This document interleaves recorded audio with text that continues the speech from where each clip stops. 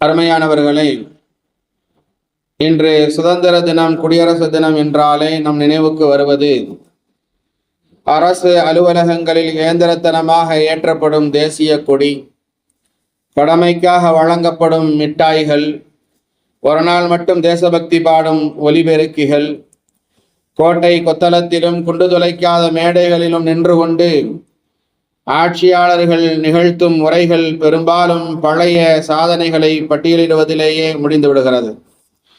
India ஒளிர்கிறது என்ற முழக்கத்திற்கு பின்னால் இன்னும் தெருவோரத்தில் உறங்கும் ஏழைகளின் கண்ணீர் அந்த மேடைகளுக்கு தெரிவதில்லை. தொலைக்காட்சி திரையை திறந்தால் தேசத்தின் வரலாற்றை விட சினிமா நட்சத்திரங்களின் தனிப்பட்ட வாழ்க்கைக்கே முக்கியத்துவம் கொடுக்கப்படுகிறது. மூவர்ண கொடியை சட்டையில் குத்திக் கொள்வதோடு நம் தேசபக்தி முடிந்து விடுகிறதா? வரிசையில் நின்று லட்டு வாங்குவது மட்டும்தான் சுதந்திர தினமா, குடியரசு தினமா? பொதுவாக தேசிய நாட்களை நாம் ஏதோ விடுமுறை தினமாக மட்டுமே பார்க்கிறோம். ஆனால் ஒரு முஸ்லீமாக இந்த சமூக அமைப்பை பற்றியும் அதில் நமக்குள்ள பொறுப்பை பற்றியும் சிந்திக்க வேண்டியது காலத்தின் கட்டாயமாகும். நாம் வாழும் தேசத்தை நேசிப்பது அது ஈமானின் இறை நம்பிக்கையின் ஒரு பகுதி என்ற உயரிய தத்துவத்தை இஸ்லாம் நமக்கு போதிக்கிறது. அந்த வகையில் 2026 ஜனவரி 26 அன்று இந்தியா தனது 77வது குடியரசு தினத்தை எழுச்சியுடன் கொண்டாடுகிறது. ஆகஸ்ட் 15, 1947 இந்திய விடுதலைக்கு பிறகு இந்திய அரசியல் நிர்ணய சபை தலைவராக டாக்டர் ராஜேந்திர பிரசாத் நியமிக்கப்பட்டார். அவரே விடுதலை இந்தியாவின் முதல் குடியரசுத் தலைவராகவும் பொறுப்பேற்றார். அதன் பிறகு இந்திய அரசியலமைப்பு வரைவு குழு அமைக்கப்பட்டு டாக்டர் PR அம்பேத்கர் தலைமையில் இந்திய அரசியலமைப்பு சாசனம் எழுதப்பட்டது. நீண்ட ஆவணமாக எழுதப்பட்ட இந்த சாசனம் இந்திய அரசியல் நிர்ணய சபையால் ஏற்றுக்கொள்ளப்பட்டு மக்களாட்சியை குறிக்கோளாக கொண்டு நிறைவேற்றப்பட்டதால் 1930 ஜனவரி 26 நாளை நினைவுகூரும் வகையில் 1950 ஆண்டிலிருந்து ஒவ்வொரு வருடமும் ஜனவரி 26 நாளை இந்திய தேசிய குடியரசு தினமாக கடைபிடிக்கப்பட்டு வருகிறது. குடியரசு தினம் என்றால் குடியரசு என்பதன் பொருள் மக்களாட்சி என்பதாகும். அதாவது தேர்தல் மூலம் மக்கள் விரும்பிய ஆட்சியாளர்களை தேர்ந்தெடுத்து கொள்ளும் முறைக்கு குடியாட்சி எனப்படுகிறது. எளிய மொழியில் சொல்வதானால் குடியரசு என்பது மக்களால் மக்களுக்காக நடத்தப்படுகிற ஒரு ஆட்சி. முன்பு மன்னர்கள் ஆட்சி செய்தார்கள். மன்னன் சொல்வதுதான் சட்டம். அந்த சட்டம் மன்னனுக்கு பொருந்தாது, மக்களுக்கு மட்டும்தான் பொருந்தும். ஆனால் குடியரசு அந்த முறையை ஒழித்தது. இந்த நாட்டில் ஜனாதிபதி முதல் சாமானிய குடிமகன் வரை அனைவரும் சட்டத்திற்கு முன் சமம் என்பதே இதனுடைய அடிப்படை. இந்திய அரசியலமைப்பு உருவான போது அதில் 395 பிரிவுகள் இருந்தது. ஆண்டுதோறும் நாம் குடியரசு தினத்தை கொண்டாடுகிறோம். ஆனால் ஒரு நிமிடம் சிந்தித்து பார்த்திருக்கிறோமா? அந்த 395 பிரிவுகளும் இன்று முழுமையாக செயல்படுத்தப்படுகிறதா? சாமானிய மனிதனுக்கு அரசியலமைப்பு வழங்கிய உரிமைகள் முழுமையாக சென்றடைகிறதா? வெறும் கொண்டாட்டங்களாக மட்டும் இருந்து விடாமல் அரசியலமைப்பு சட்டத்தின் நோக்கங்கள் மக்களை சென்றடைய வேண்டும் என்பதை ஒவ்வொரு குடியரசு தினமும் நமக்கு சொல்லும் உண்மையான செய்தி. ஒரு வெற்றிகரமான குடியரசுக்கு அடிப்படை ஆட்சியாளர்கள் தங்களை எஜமானர்களாக கருதாமல் மக்களின் சேவகர்களாகவும் இறைவனின் பிரதிநிதிகளாகவும் கருதிய காலத்தில்தான் குடியரசு உண்மையாக வாழ்ந்தது. இன்றைய நவீன உலகில் மக்களாட்சி என்ற பெயரில் அநீதிகளும் பாகுபாடுகளும் பெருகி வரும் சூழலில் நிச்சயமாக குடியரசு வாழ்கிறதா என்கிற கேள்வி எழுகிறது. ஒரு சிறந்த குடியரசு அமைய வேண்டுமானால் அந்த நாட்டை வழிநடத்தும் தலைவர்கள் சிறந்தவர்களாக இருக்க வேண்டும். தலைவர்களுக்கும் மக்களுக்குமான உறவு எப்படி இருக்க வேண்டும் என்பதை நபிகள் பெருமானார் ஸல்லல்லாஹு அலைஹி வஸல்லம் அவர்கள் மிக அழகாக விளக்கினார்கள். சொன்னார்கள், ரசூலுல்லாஹி ஸல்லல்லாஹு அலைஹி வஸல்லம், ஃபயாரு அய்யும்மத்திக்கும், உங்கள் தலைவர்களில் நல்லவர்கள் யாரென்றால் அல்லதீன துஹிப்பூனகும் வயுஹிப்பூனக்கும், அவர்களை நீங்கள் நேசிப்பீர்கள், உங்களை அவர்கள் நேசிப்பார்கள். வயுசல்லூன அலைக்கும் வதுசல்லூன அலைஹிம், உங்களுக்காக அவர்கள் துஆ செய்வார்கள், பிரார்த்தனை செய்வார்கள், அவர்களுக்காக நீங்கள் துஆ செய்வீர்கள். வஷிராருக்கும் இம்மத்திக்கும், உங்கள் தலைவர்களில் தீயவர்கள் கெட்டவர்கள் யாரென்றால் அல்லதீன துபகிதூனஹும் வயுபகிதூனக்கும், நீங்கள் அவர்களை வெறுப்பீர்கள், உங்களை அவர்கள் வெறுப்பார்கள். வதலஅனூனஹும் வயலஅனூனக்கும், நீங்கள் அவர்களை திட்டுவீர்கள், சபிப்பீர்கள், அவர்கள் உங்களை சபிப்பார்கள் என்பதாக ரசூலுல்லாஹி ஸல்லல்லாஹு அலைஹி வஸல்லம் அவர்கள் சொன்ன இந்த செய்தி முஸ்லிமில் 3778வது ஹதீஸாக பதிவு செய்யப்பட்டிருக்கிறது. அருமையானவர்களே, அரசியலமைப்பு சட்டம் என்பது ஒரு வழிகாட்டி என்றால் அதை செயல்படுத்தும் தலைவர்கள் அந்த சட்டத்தின் ஆன்மாவை உணர்ந்தவர்களாக இருக்க வேண்டும். மக்களும் தலைவர்களும் ஒருவரையொருவர் நேசித்து ஒருவருக்கொருவர் நலம் நாடும் ஒரு சூழல் அமையும் போதுதான் அது உண்மையான குடியரசாக மாறும். இந்த உயர்ந்த கோட்பாட்டை உலகத்திற்கு 1400 ஆண்டுகளுக்கு முன்பே உறக்கச் சொன்னது இஸ்லாமிய மார்க்கம்தான். அருமையானவர்களே, நபிகள் பெருமானார் ஸல்லல்லாஹு அலைஹி வஸல்லம் அவர்களும் அவர்களுக்கு பின்னால் வந்த ஹலீஃபாக்களும் ஆட்சி செய்த விதம் நவீன குடியரசு தத்துவங்களுக்கு முன்னாடியாகும். சட்டம் என்பது அனைவருக்கும் சமமானது என்பதை கற்றுக் கொடுத்த மார்க்கம் இஸ்லாமிய மார்க்கம். இன்றைய குடியரசின் மிகப்பெரிய பலம் சமத்துவம் தான். குடியரசு தினத்தை கொண்டாடும் இந்த வேளையில் சட்டம் அனைவருக்கும் சமம் என்ற கோட்பாடு ஒரு நாட்டின் முதுகெலும்பாக அமைந்திருக்கிறது. மண்ணின் சட்டமும் இறையியல் கூறும் அறமும் இணையும் போதுதான் உண்மையான சமத்துவம் மலரும். ஒரு நாட்டின் வளர்ச்சி என்பது பொருளாதாரத்தில் மட்டுமல்ல, அந்த நாட்டு மக்கள் பெறும் சமமான நீதியிலும் அடங்கி இருக்கிறது. இஸ்லாம் 1400 ஆண்டுகளுக்கு முன்னாலேயே மனிதர்களுக்கு இடையே உள்ள ஏற்றத்தாழ்வுகளை வேரோடு அறுத்தறிந்தது. பிறப்பால் அனைவரும் ஒன்றே என்பதை போதித்தது. குர்ஆனிலே அல்லாஹ் தஆலா கூறுகிறான், யா அய்யுஹன்னாஸ், மனிதர்களே, இன்னா ஹலகனாக்கும் மின் ஸக்கரின் வ உன்ஸா, நாம் உங்களை ஒரு ஆண் மற்றும் ஒரு பெண்ணிலிருந்தே படைத்தோம். வஜஅல்னாக்கும் ஷுஅபன் வ கபாயில லிதஆரஃபு, பிறகு நீங்கள் ஒருவரை ஒருவர் அறிந்து கொள்ளும் பொருட்டு உங்களை கிளைகளாகவும் கோத்திரங்களாகவும் ஆக்கினோம் என்பதாக குர்ஆனுடைய 49வது அத்தியாயம் 13வது வசனத்தில் அல்லாஹ் தஆலா சொல்கிறான். இதன் அடிப்படையில் ஜாதி, இனம் அல்லது மொழியால் யாரும் உயர்ந்தவர் அல்ல. இறைவனுக்கு முன் எல்லோரும் சமம்தான். ஒரு அரசனும் ஆண்டியும் ஒரே அணியில் தோளோடு தோள் என்று தொழுவதற்கு இஸ்லாமிய சமத்துவத்திற்கு அப்படி தொழுவது மிகச்சிறந்த சமத்துவத்திற்கு உதாரணமாகும். இன்றைய நிலையில் இந்தியா சமத்துவத்தை நோக்கி நீண்ட தூரம் பயணித்திருக்கிறது. ஆனால் சமத்துவம் என்பது வெறும் சட்ட புத்தகத்தோடு நின்று விடாமல் அது மக்களின் மனநிலையிலும் பொருளாதார பகிர்விலும் பிரதிபலிக்கும் போதுதான் முழுமையான குடியரசு மலரும். சட்டம் தன் கடமையை செய்யும் அதே வேளையில் குடிமக்களாகிய நாமும் சட்டத்தின் முன் அனைவரும் சமம் என்பதை உணர்ந்து செயல்பட வேண்டும். மக்களினுடைய நிலைமைகளை கண்காணிப்பது, நிர்வாக பொறுப்பில் இருப்பவர்கள் மக்களின் வறுமையையும் பசியையும் அறிய வேண்டியதன் அவசியத்திற்கு ஒரு நிகழ்வு சிறந்த எடுத்துக்காட்டாக அமைந்திருக்கிறது.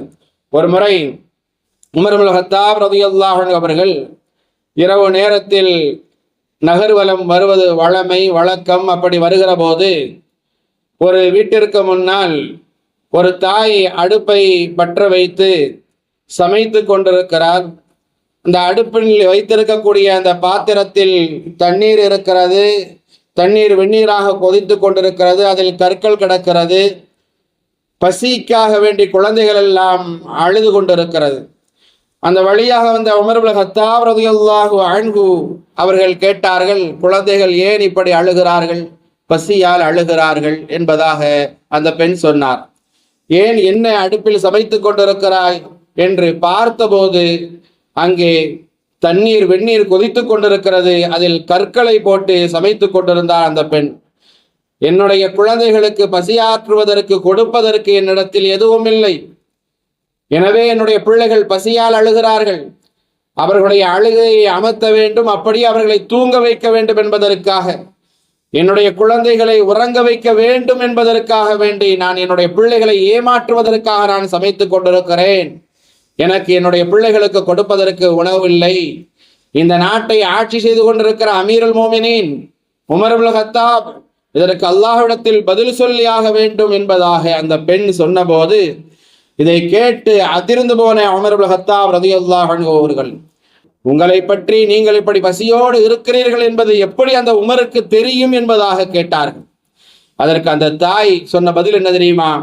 எங்களுடைய நிலை, நாங்கள் வறுமையில் இருக்கிறோம், பசியில் இருக்கிறோம் என்பதை கூட அறிய முடியாத ஒருவர் ஏன் ஆட்சி பொறுப்பை ஏற்க வேண்டும் என்பதாக நெற்றி பொட்டில் அடித்தால் போல் அந்த பெண் உமர் இப்னு கத்தாப் ரலியல்லாஹு அன்ஹு அவர்கள் தான் அங்கே நிற்பது என்பதை அறியாத நிலையில் சொன்னபோது உடனே உமர் ரலியல்லாஹு அன்ஹு அவர்கள் தன்னுடைய அரசாங்க கஜனாவுக்கு வருகிறார்கள்.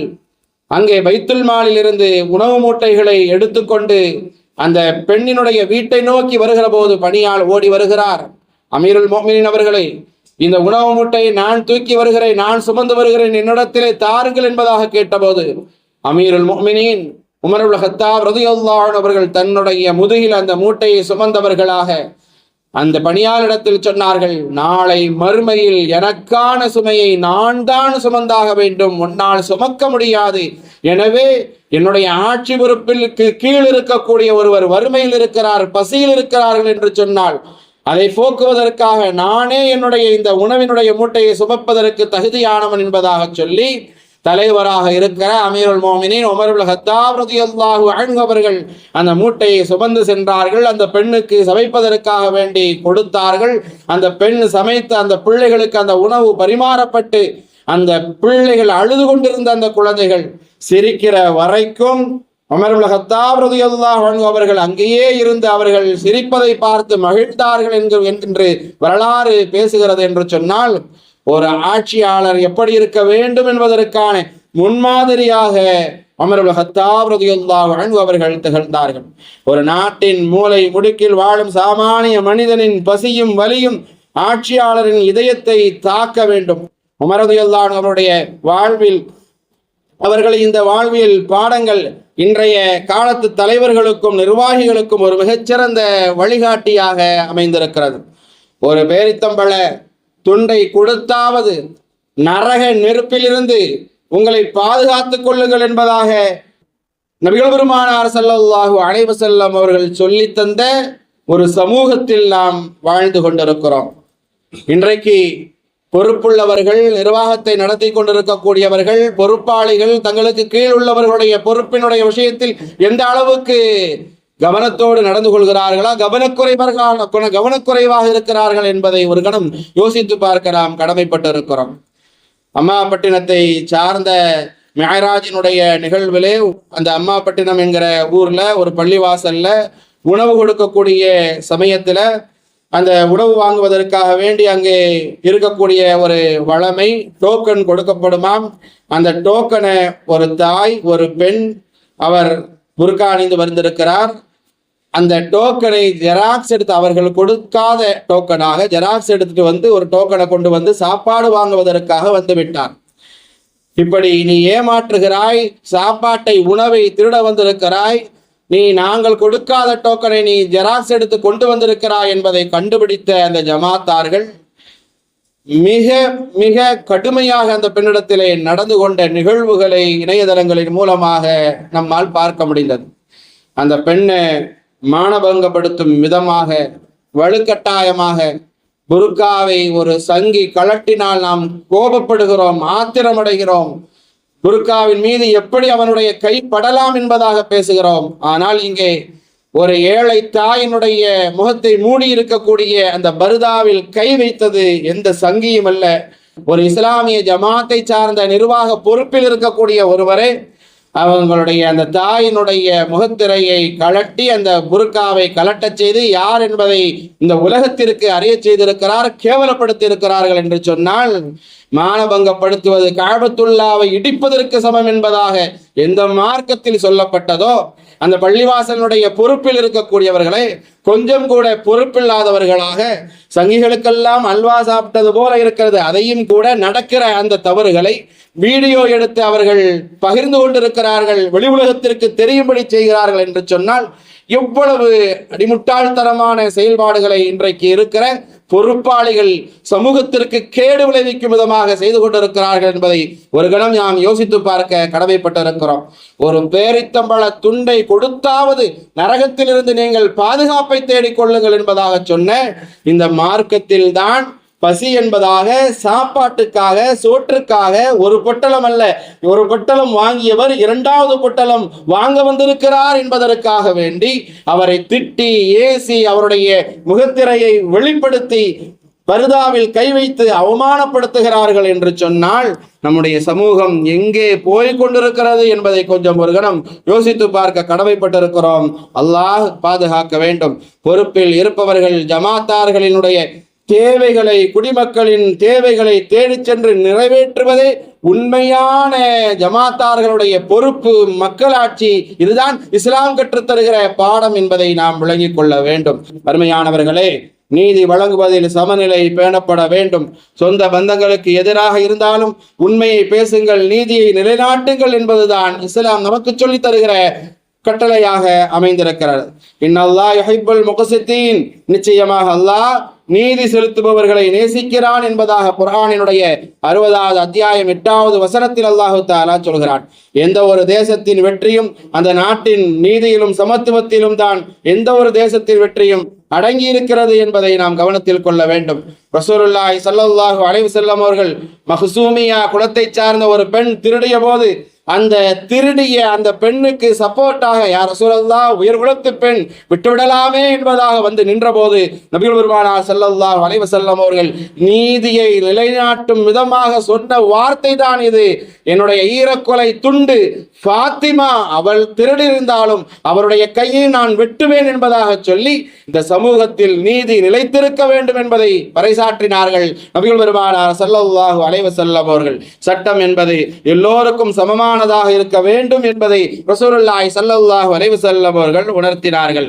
ஆனால் இன்றைக்கு சட்டம் எல்லோருக்கும் சமமானதாக இருக்கிறதா என்பதை கொஞ்சம் ஒரு கணம் பார்ப்பதற்கு நாம் கடமைப்பட்டிருக்கிறோம்.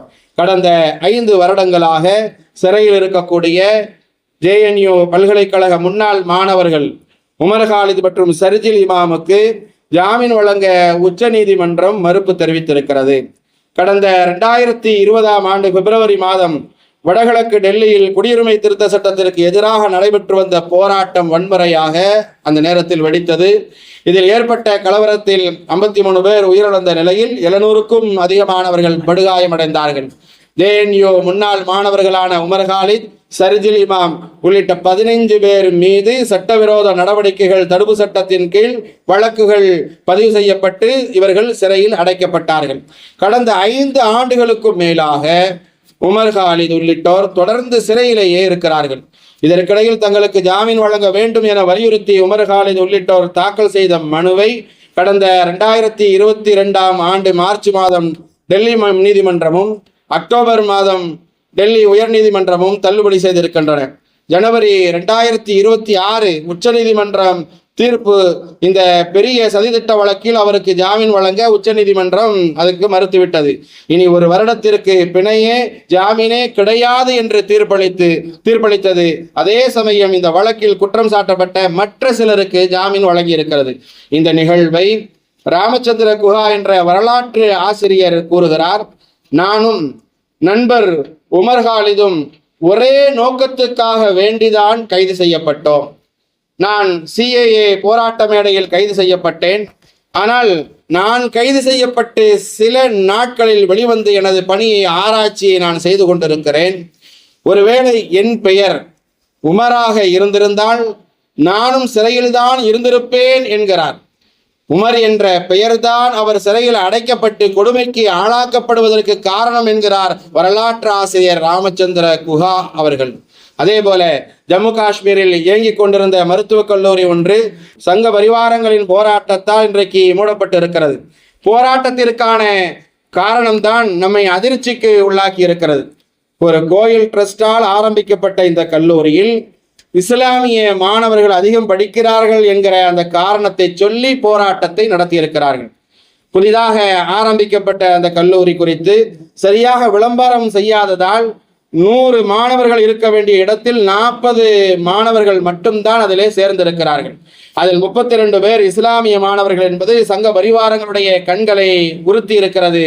நீட்டு மதிப்பெண்களின் அடிப்படையில் நடந்துள்ள சேர்க்கையையும் மீறி இந்த கல்லூரி மூடப்பட்டதை சங்க பரிவாரங்கள் பட்டாசு வெடித்து கொண்டாடியது சங்க பரிவாரங்களுடைய அறிவின்மையை தான் இன்றைக்கு வெளிப்படுத்தி கொண்டிருக்கிறது. பாபர் மசூதி இடிப்பு வழக்கில் உயர்நீதிமன்ற தீர்ப்பாக இருக்கட்டும், மதுரை சிக்கந்தர் மலை சம்பந்தமான நீதிமன்ற தீர்ப்பாக இருக்கட்டும், சமநிலை கடைபிடிக்கப்படவில்லை. ஒரு சார்பாகத்தான் நீதி வழங்கப்படுகிறது என்பதை நாம் பார்த்து கொண்டிருக்கிற உண்மையாக அமைந்திருக்கிறது. அருமையானவர்களே, சட்டங்கள் என்பது மக்கள் நலனுக்காக இருக்க வேண்டும். நபிகள் பெருமானா ஸல்லல்லாஹு அலைஹி வஸல்லம் அவர்கள் சொன்னார்கள், மன் ஆதா ஸிம்மியா ஃபகத் ஆதானி வமன் ஆதானி ஃபகத் ஆதல்லாஹ். ஒரு முஸ்லீம் அல்லாத ஒரு குடிமகனுக்கு யார் தீங்கு செய்கிறாரோ அவர் எனக்கும் தீங்கு செய்கிறார், யார் எனக்கும் தீங்கு செய்கிறாரோ அவர் அல்லாஹுக்கும் தீங்கு செய்கிறார் என்று நபிகள் பெருமானார் ஸல்லல்லாஹு அலைஹி வஸல்லம் அவர்கள் சொன்னார்கள். இதை அடிப்படையாக கொண்டே முஸ்லிம்களினுடைய ஆட்சி அமைந்திருந்தது. கலீஃபா உமர் ரலியல்லாஹு அன்ஹு அவர் ஆட்சி செய்தது என்பது 2.5 லட்சம் கிலோமீட்டர் பரப்பளவை ஆட்சி செய்தார்கள் உமர் இப்னு கத்தாப் ரலியல்லாஹு அன்ஹு அவர்கள். இன்றைய நாடுகளில் கிட்டத்தட்ட 25 நாடுகள் அவருடைய ஆட்சியின் கீழ் இருந்தது. தேசதந்தை மகாத்மா காந்தி எனவேதான் சொன்னார், இந்தியாவிற்கு உமரினுடைய ஆட்சி வேண்டும் என்பதாக சொன்னார். காரணம், உமரின் ஆட்சி மக்களுக்காக, மக்களினுடைய நலனுக்காக இருந்தது. மதீனாவிலிருந்து வியாபார கூட்டம் ஒன்று வந்தது. இரவு நேரத்தில் அவர்களை பாதுகாக்கக்கூடிய அந்த பொறுப்பை உமர் இப்னு கத்தாப் ரலியல்லாஹு அன்ஹு அவர்களும் அப்துர் ரஹ்மான் பின் அவ்ஃப் ரலியல்லாஹு அன்ஹு அவர்களும் எடுத்துக்கொள்கிறார்கள். அப்போது அந்த பயண கூட்டத்தில் இருக்கக்கூடிய ஒரு குழந்தை அதிகமாக அழுது கொண்டே இருக்கிறது. அந்த தாயாரிடத்தில் ஒரு கட்டத்தில் அழுகிறது, யாரும் தூங்க முடியல, இடைந்தலாக இருக்கிறது என்பதற்காக உமர் இப்னு கத்தாப் ரலியல்லாஹு அன்ஹு அவர்கள் அந்த தாயிடத்தில் கேட்டார்கள், ஏன் குழந்தை அழுதுகிட்டே இருக்குது, இதுக்கு என்ன காரணம் என்பதாக கேட்டபோது அந்த தாய் சொன்ன பதில், அந்த குழந்தை பால் கேட்டு பசியினால் அழுகிறது, அந்த குழந்தைக்கு நான் பால்குடி மறக்க வைக்க வேண்டும் என்று விரும்புகிறேன், எனவே அதை நான் அலைவிட்டு விட்டேன் என்பதாக சொன்னபோது அந்த குழந்தைக்கு எத்தனை வயது என்பதாக ஹலீஃபா உமர் ரலியல்லாஹு அன்ஹு அவர்கள் கேட்கிற அந்த நேரத்தில் பால்குடி மறக்க வைக்க வேண்டிய வயது வராத நிலையை பார்த்தார்கள். பால்குடி மறக்க வைக்க வேண்டுமானால் 2 வருடங்கள் அது பூர்த்தியாக வேண்டும். ஆனால் 2 வருடங்கள் பூர்த்தியாகாத நிலையில் தான் அந்த குழந்தை இருந்தது. அப்படி இருந்தும் ஏன் நீ பால் கொடுக்கவில்லை, மறக்கடிக்க பார்க்கிறாய் என்பதாக கேட்கிற போது பால்குடி மறந்தால்தான் அந்த தாய் கூறிய வார்த்தை, உமரே உங்களிடம் ஒரு சட்டம் இருக்கிறது, மக்களுக்கு அரசு மானியம் கொடுப்பதற்கான அந்த தகுதி என்பது குழந்தை பால்குடி மறந்த பிறகுதான் மானியம் கொடுப்பீர்கள் என்பதாக சொன்னார்கள். அதனால்தான் என் குழந்தைக்கு மானியம் கிடைக்க வேண்டும் என்பதற்காக பால்குடி மறக்க வைக்கிறேன் என்பதாக அந்த தாய் சொன்னபோது அதை கேட்டு அதிர்ந்து போன உமர் இப்னு கத்தாப் ரலியல்லாஹு அன்ஹு அவர்கள் ஃபஜ்ர் தொழுகைக்காக வேண்டி சொல்கிறார்கள். தொழ நின்றவர்கள் தேம்பி தேம்பி அழுகிறார்கள். உமர் இப்னு கத்தாப் ரலியல்லாஹு அன்ஹு அவர்கள் தான் செய்த அந்த தவறை உணர்கிறார்கள். உடனே உமர் ரலியல்லாஹு அன்ஹு அவர்கள் கூறினார்கள், நான் எவ்வளவு பெரிய பாவியாகிவிட்டேன். அன்று முதல் ஒரு சட்டத்தை ஏற்றினார்கள் உமர் இப்னு கத்தாப் ரலியல்லாஹு அன்ஹு அவர்கள். மானியம் பெறுவதற்கு குழந்தைகள் பால்குடி மறக்க வேண்டும் என்பது அவசியமில்லை என்கிற சட்டத்தை, உடனேயே அது மக்களுக்கு பாதிப்பை ஏற்படுத்துகிறது என்கிறதை உணர்ந்த போது அந்த உமர் இப்னு கத்தாப் ரலியல்லாஹு அன்ஹு அவர்கள் அந்த சட்டத்தை கொண்டு வந்தார்கள். ஆனால் இன்று மக்கள் நலனுக்கு என்று எந்த சட்டங்களும் இதுவரை ஏற்றப்படவே இல்லை என்றுதான் சொல்ல வேண்டும்.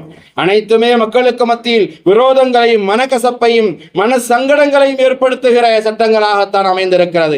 நிம்மதியை கெடுக்கும் விதமாகத்தான் இருக்கிறது. சில ரூபாய் நோட்டுகள் மாற்றம் எதற்காக அமல்படுத்தினார்களோ அது எதுவுமே இதுவரைக்கும் நடக்கவில்லை என்றுதான் சொல்ல வேண்டும். மக்களுக்கு சிரமங்களையும் பல உயிர் சேதங்களையும் தான் அது தந்திருக்கிறது.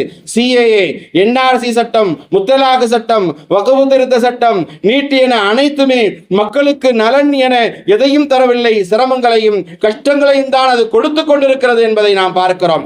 இஸ்லாமிய ஆட்சி உலகளாவிய அளவில் அதிகமான ஆண்டுகளையும் நாடுகளையும் ஆட்சி செய்திருக்கிறது.